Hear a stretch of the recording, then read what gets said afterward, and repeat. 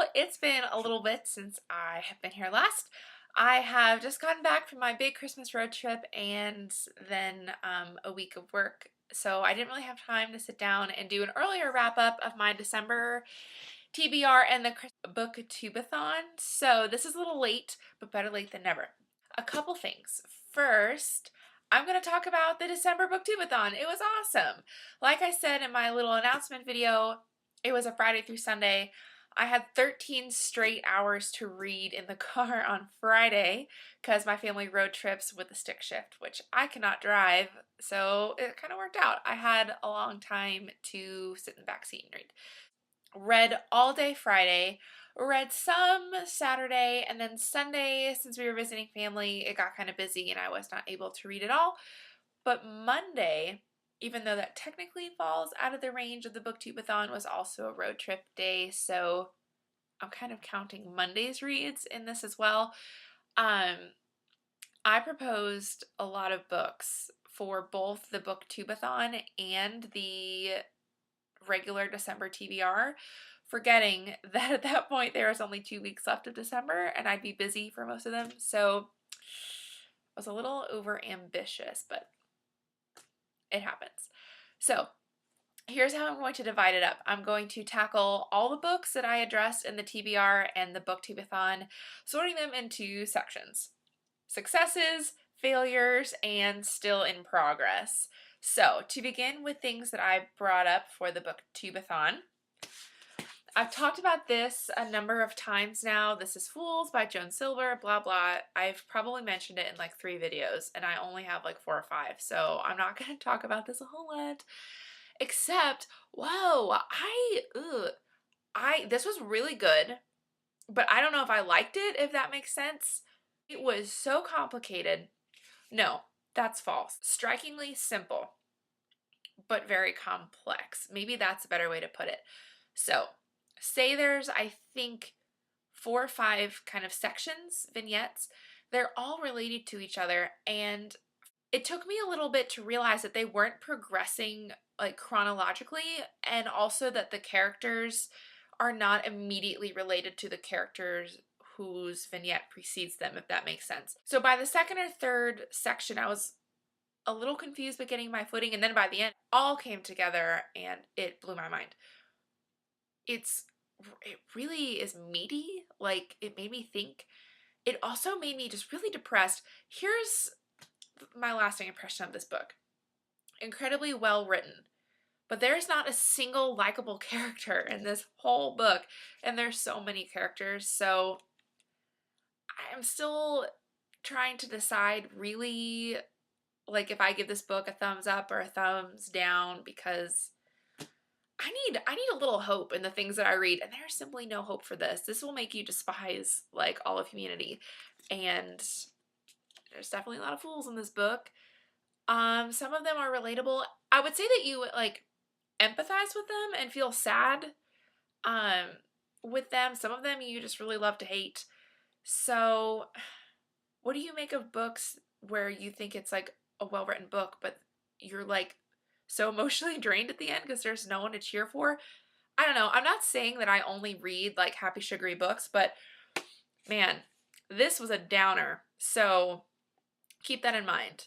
Good to think about. I would love to have someone to like talk about this with. If you read it, like, what do you think about it? Whoa.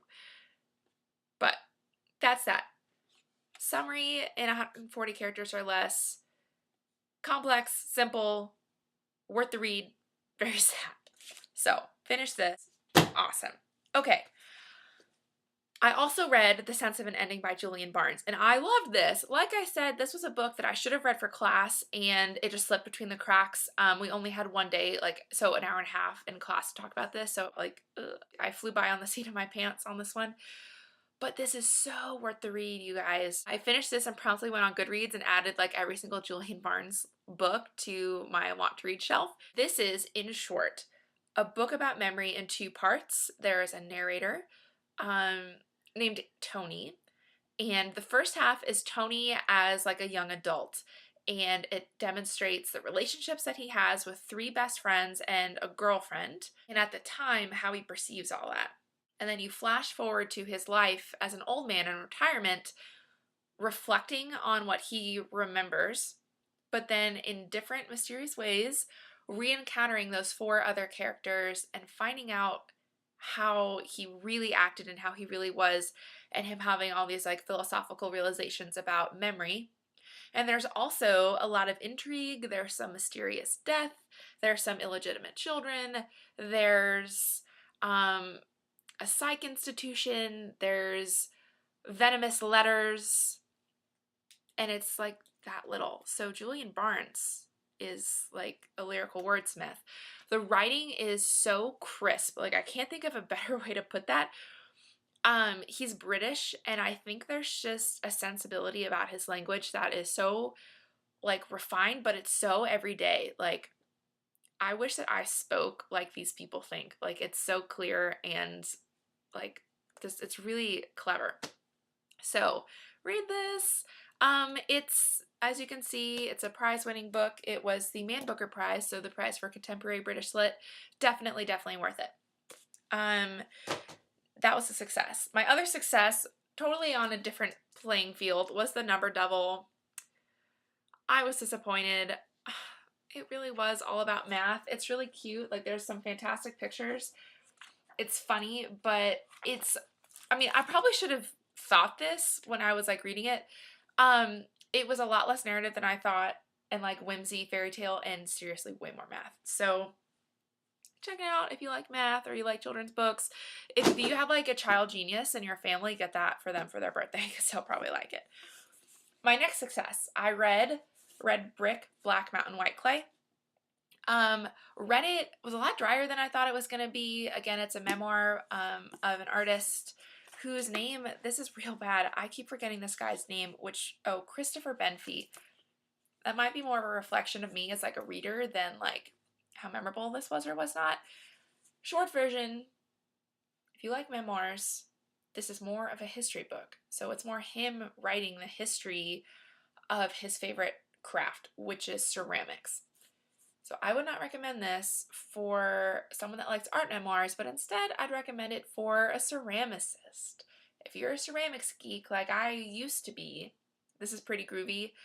Also, if you like Americana art or you like American folk history, this is pretty cool because it details a lot of like folklore and how that ties into ceramic practices in the American Southeast. So a lot of cool like tribal things and whatever. I hate to say it, this was kind of boring, and it actually had nothing to do with my thesis, which is why I started originally, but I read it, so that's good. It's not a read that I regret. It was like, ugh. Okay, on to the one book that I didn't touch at all, Mrs. Dalloway by Virginia Woolf. I'll be real, I read the first page and I liked it, but it's gonna be dense and I'm gonna have to read it slowly. I've never read Virginia Woolf. She's on my list of great authors to read this year, and her sentences are long. So I look forward to this. I just know that I'm not going to be able to read it fast. I'm going to need to focus and probably read it in one sitting. We'll see how this goes. If I ever get to it, I'll let you know. There were 2 books that I proposed that I started and didn't finish for various reasons, but I'm continuing to read them. First, to touch back on this art book about Jasper Johns, The Thing Among Things. It's really groovy. I like it a lot. It is by John Yao and is published by Art Publishers Inc. in New York City. So an art book company. All right. Quick status of my thoughts on this. First of all, whoa, so art critical. I love like art theory, but this is so, I can't tell if this author is a genius or cuckoo for Cocoa Puffs. His descriptions and his analyses and his close readings of these works are very fascinating to read, but they're super intense and like it's a lot slower to read than I thought. Like, it's a lot to process. So John Yao, you're someone I'd like to have coffee with and talk to you about Jasper Johns, because I don't always agree with you, but you're making me think in a lot of new ways. So I appreciate that. And I was hoping to get like a good, solid, quick-ish overview of Jasper Johns because he's a minor character in my thesis, but I need to know about him. If you're an art history person or an American history person, this is not a quick book, but it sure is interesting. So I didn't finish that just because it was so dense. I also started Artist Experience by John Dewey. It is no less art critical, but it's a lot less dense. And you can really just kind of hear like his 1930s language. I love this. I feel like I'm listening to an old movie, and it's some fast talking, sassy radio announcer telling me all about great experiential time-based art, yada yada. So I've already marked up like the few pages that I've read of this, like so much marginalia. I'm definitely going to be finishing this. Like, this is the book I'm reading right now, because it's both a pleasure read and a read I need to complete for school. So, as far as the BookTubeAthon and my December TBR, this was a failure, but we're just bumping it into 2014. So, that was BookTubeAthon, what I said I was going to read. Part of why I didn't finish that Jasper Johns book and the John Dewey book is because I added 2 others. I'm not going to go into too much detail about these because they're art books, and I don't know how many people want to listen to me rant and rave about art books, but I read this book on Robert Rauschenberg. It's a quickie intro published by Phaidon, and it is by, who is it by? Tell me more. It's, oh goodness gracious, Catherine Kraft. Whoa, good job, girl. I like this. Snappy, good to read, super diverse in its research. Not a lot of people are watching these at this point, which is totally fine by me. I'm very new to this, but if any of you want to hear me talk about art books, trust me, I will. Just let me know. I just don't want to subject the booktube community to it because that's like not really a place where people gather to talk about their research, but whatever. Lastly, again, this isn't pretty. It's big and skinny, and it's a book of art essays. It's an exhibition catalog, actually, for the show Knowledge Aspects of Conceptual Art. It was put on at the University Art Museum of Santa Barbara like forever ago, and it's written by Frances Colpett and Phyllis Plouse. So, yowza. Conceptual art. This was so good. But again, it was a book I'm reading for my research, and so it was kind of a different thing to add to this list, but it was there, and I really enjoyed it, and it gave me some good new information. That's a lot of books. This is long. Okay. I'm not going to do this book by book for the December TBR. Just know that the few of you that commented, hi, glad to have you comment, you were so right. I was way too ambitious. Basically, what happened was I got home from college and was like, yay, I don't have homework for a month. And I looked at my bookshelf and I was like, I'm going to read this, and I'm going to read this, and I'm going to read you, and this one, and this one, and this one, and I put them all together. There was like 8 days left of December at that point. So, of course, none of them got read, but I'm scooching them all to 2014's TBR. I'm going to do like a 2014 book goal thing. I probably won't do a month by month TBR because I'm still in school and it's going to be school books. So you can look for that soon. I will say Talking Leaves commented on the December TBR, I think, and she asked me about the comic book about comic book history. So to answer your lovely comment, yes, I'm going to read it, and I'll totally do a book chat about it because it is going to be like new for me, and it sounds like there are people out there who are interested in like graphic novel stuff. So when I read that, I'll do a little review and tell you what I learned, so it'll be good fun. So thank you so much for sticking around this long. This was a yappy video, but you guys, the BookTubeAthon was such a fun idea, and I really, really enjoyed it. Since I was doing it remotely from the car without internet access, I couldn't participate in the sprints, but Ariel and Kat and some of the other moderators have said they're doing one this summer that'll be long, so everyone get pumped up for that. We will read more and do more sprints together. It'll be awesome. So, I've seen a lot of you guys' Roundup videos about the BookTubeAthon. If you haven't done one yet, or you want to add more thoughts, you should comment below and chat with me about them. Other than that, that's all I've got for this video. I'm going to move on and do a roundup of these books that you see right here, so get excited and stay tuned. Thanks for watching, and I will talk to you soon.